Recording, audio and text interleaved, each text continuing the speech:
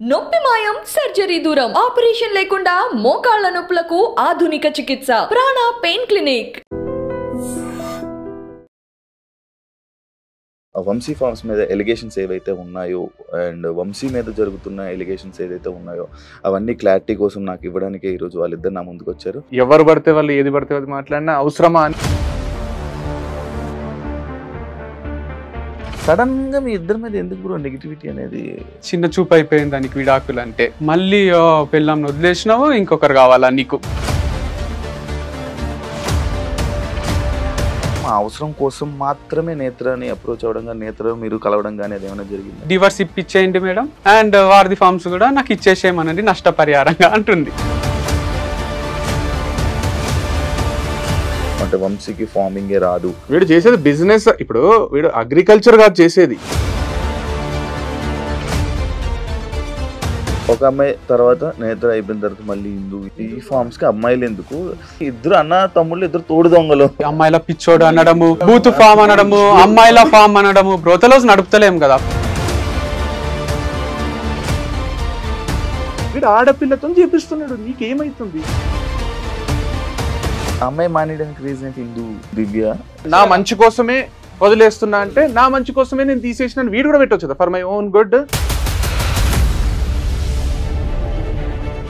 అని స్టాఫ్ ని కూలీలు అంటారంట. నాటకాలు ఎక్కువైనా మాట్లాడేటోళ్ళే కూలీలు అంటారు, లేబర్ అంటారు. ఒక పర్సన్ వచ్చి ఇలా పెట్టారంటే మీరు ఏదైనా ఇబ్బంది పెట్టేసి ఉండాలి, ఏదైనా టార్చర్ చేసి ఉండాలి. వెబ్సైట్ లో ఆయన నంబరే, 2 స్టోర్స్ లో ఆయన నంబరే. ఆ కాంటాక్ట్స్ అన్ని మెల్లమెల్లగా జమ చేసుకున్నాడు.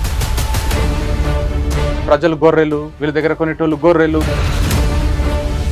ఫార్మింగ్ కి సంబంధించి మీరు వెళ్ళరంట, జస్ట్ అక్కడికి వెళ్ళి వీడియో తీసి వస్తారు అనేసి అని అన్నారు. వారధి ఫార్మ్స్ అనేది పుట్టి 2 నెలల్లో చచ్చిపోయింది. ఇప్పుడు మళ్ళీ ఒక పిల్లని అన్నాడు వీడు వంశీ ఫార్మ్స్ అని, దాన్ని కూడా 2 నెలల్లో చంపేస్తారా?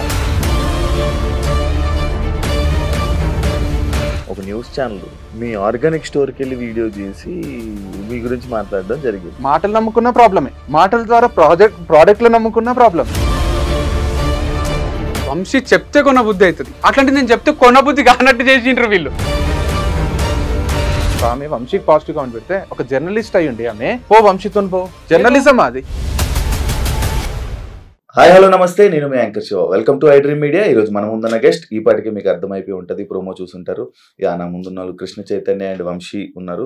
ఈ మధ్య జరుగుతున్న వంశీ ఫార్మ్స్ మీద ఎలిగేషన్స్ ఏవైతే ఉన్నాయో అండ్ వంశీ మీద జరుగుతున్న ఎలిగేషన్స్ ఏదైతే ఉన్నాయో అవన్నీ క్లారిటీ కోసం నాకు ఇవ్వడానికి ఈరోజు వాళ్ళిద్దరు నా ముందుకు వచ్చారు.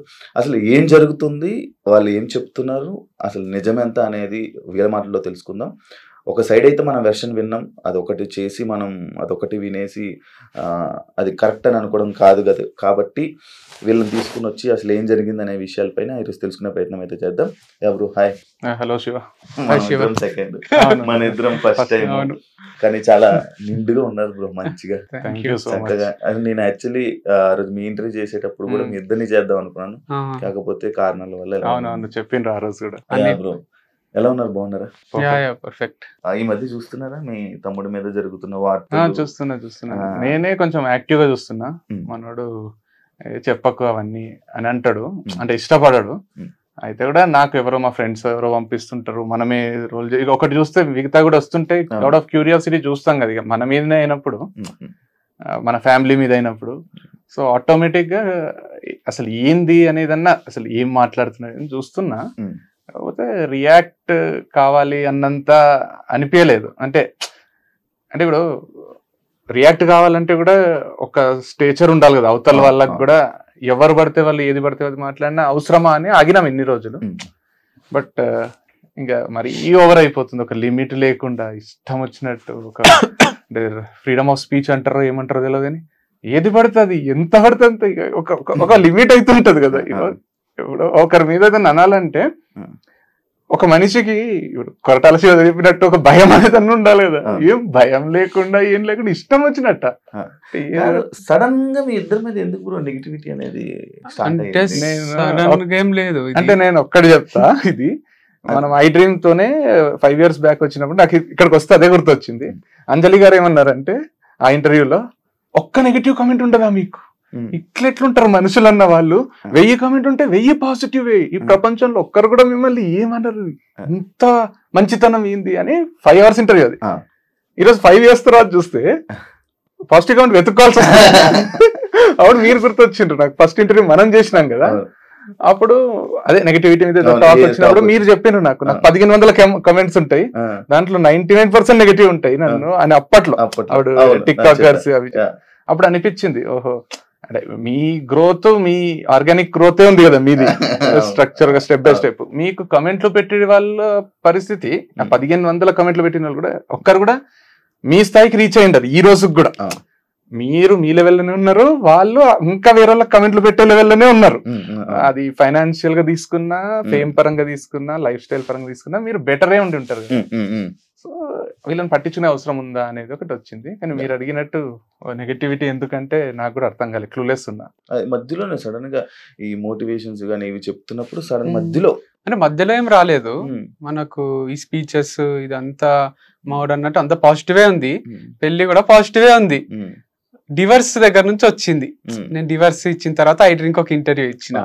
దాంట్లో ఏమన్నా అంటే మాకు అండర్స్టాండింగ్ లేదు, సెట్ కాలేదు, నేను మూవ్ ఆన్ అయిపోయినా, తను కూడా మూవ్ ఆన్ అవుతుంది, అది నార్మలే కదా, డివర్స్ ఎంతో మంది తీసుకుంటారు, మేము తీసుకున్నాము అంటే ఇంత చిన్న చూపు అయిపోయింది దానికి విడాకులు అంటే. దగ్గర స్టార్ట్ అయింది, నువ్వు నవ్వుకుంటే ఎట్లా ఇస్తావు ఇంటర్వ్యూ, ఏడవాలే కదా, నువ్వు రూమ్ లో తలుపేసుకొని ఇంట్లోనే ఉండాలి కదా, బయటకి ఎట్లా వచ్చినావు నువ్వు అనే దగ్గర స్టార్ట్ అయ్యి అక్కడి నుంచి ఆగుతలేదు. అండ్ తర్వాత వంశీ ఫార్మ్స్ అని స్థాపించడము, అక్కడ మళ్ళీ బ్రాండ్ అంబాసిడర్ కావాలని ఒక వీడియో చేయడము, తన ఫీమేలే కావాలని చేయడము, మళ్ళీ పిల్లంని వదిలేసినావు ఇంకొకరు కావాలా నీకు అని అక్కడ నెగటివ్, మళ్ళీ తను వెళ్ళిపోవడము, ఇంకొకరు రావడము, ఎంప్లాయీస్ వచ్చి నా పైన మాట్లాడడము. ఇక నెగటివ్ ఆగుతలేదు. కాకపోతే ఒక లిమిట్ ఉంటది. నేను కూడా చూసి చూసి చూసి విసిగిపోయినా. అంటే అందరు చెప్తారు నాకు వీడియోస్ ఇట్లా వచ్చినాయి అట్లా వచ్చినాయి కామెంట్స్, నేను ఏం పట్టించుకోను, ఇలా ఇయ్యాలి, మన పని మనం చేసుకోవాలి, ముందుకు వెళ్ళిపోవాలనే కాన్సెప్ట్ నాది. కానీ మన చుట్టూ వాళ్ళు చెప్తుంటారు కదా. సరే నేను కూడా చూసిన ఈరోజు మీ ఇంటర్వ్యూ కూడా, మరి ఎక్కువ అయిపోయింది ఇది ఆపేశాలు ఒక దగ్గర అని నాయిస్ ని ఆపుదామని వచ్చి. ఇది ఒకటి అమ్మాయిలు చేంజింగ్ టాపిక్ ఇప్పుడు ఎలాగో వచ్చింది కాబట్టి దీన్ని కంటిన్యూస్ కొడితే, ఒకరి తర్వాత ఫస్ట్ నేత్ర, అవును ఆ పాయింట్ లోకి వస్తే అసలు ఈ ఫార్మ్స్ ఏదైతే ఆర్గానిక్ ఫుడ్స్ ఉన్నాయో దాని గురించి మాత్రం అవసరం కోసం మాత్రమే నేత్రని అప్రోచ్ అవ్వడం కానీ, నేత్ర మీరు కలవడం కానీ అది ఏమైనా జరిగిందా? లేదు, తనని చూసిన వీడియోలో ఫోటోల్లో చూసి నచ్చింది. డైరెక్ట్ పెళ్లి అప్రోచే పెట్టిన, లవ్ వద్దు పెళ్లి చేసుకుందామని. పెళ్లి చేసుకున్నాం, హ్యాపీగా ఉన్నాము. తను ఫుల్ ప్రేమించింది, నేను ప్రేమించిన. పెళ్లి తర్వాత ప్రేమం అది మోర్ దెన్ పెళ్లికి ముందు కన్నా. అంత మంచిగా ఉంది. ఆర్గానిక్ లేదు మా మైండ్ లో, ఏం లేదు. డబ్బులు కూడా నేను సెషన్స్ ఇస్తుంటే ఆప్టిట్యూడ్ అవి డబ్బులు వస్తుండే. తన బ్యాంక్ బ్యాలెన్స్ 30 రూపాయలు 20 రూపాయలు ఉంటుండే రిషికేష్ లో ఉన్నప్పుడు. తన ఫాలోవర్స్ 10K ఉంటుండే, నా ఫాలోవర్స్ 210K ఉంటుండ్రి. సో తను ఇంట్లోనే ఉంటుండే హౌస్ వైఫ్ లాగా అట్లా. కాకపోతే నేను సంపాదిస్తుంటే వస్తుంటే అంతా జరుగుతుండే. తర్వాత మేము మా అన్న మమ్మీ డాడీ వీళ్ళ దగ్గర నుంచి వేరుగా ఉండడం స్టార్ట్ చేసినాం. నేను నేత్ర మణికొండలో రెంట్ కట్టాలి, దానికి డబ్బులు కావాలి. సో మేమిద్దరం కలిసి ఇన్ని రోజులు బిజినెస్ చేసినాం కాబట్టి మా వాడే సపోర్ట్ చేసిండు, డబ్బులు ఇవ్వడము అంతా చేసిండు. ఆ డబ్బులు జమైన డబ్బులు అవి ఇవి యూజ్ చేసినాం, టీవీ కొన్నికే, సోఫాలు అన్ని. దాంతో పాటు నాకు యాప్టిట్యూడ్ సెషన్ ఇచ్చిన, మోటివేషనల్ స్పీచ్ ఇచ్చిన డబ్బులు వస్తుండే. సో నేనే అర్నింగ్ ఇంట్లో అదంతా చేస్తుంటే. తర్వాత ఒక దగ్గర ఏమైందంటే మాకు 1 year తర్వాత మా నుంచి డబ్బులు రావు. మా అగ్రిమెంట్ ప్రకారం ఏంటంటే నేను 1 year నెలకు 1 lakh సపోర్ట్ చేస్తా. ఇప్పటి వరకు కార్ ఈఎంఐలు కానీ, ఇంటి ఈఎంఐ, ఇంట్లో మమ్మీ డాడీ అందరు రెస్పాన్సిబిలిటీ నేను తీసుకుంటా. క్రియేటివ్ అని మన అప్లికేషన్ ఒకటి ఉంది టీచింగ్ ది, దాంట్లో వచ్చే డబ్బులన్నీ నాకే, ఇన్కమ్ మొత్తం నాకే, రెస్పాన్సిబిలిటీస్ నాకే. ఇప్పుడు కార్ కి 1 lakh ఈఎంఐ ఉంటది, ఇంటికి 50,000 ఉంటది, మిగతా అన్ని ఖర్చులు పోను ఒక 3 లక్షల ఖర్చు ఉంటది నెలకు. ఆ 3 లక్షల ఖర్చు నాదే ప్లస్ ఇన్కమ్ నాదే.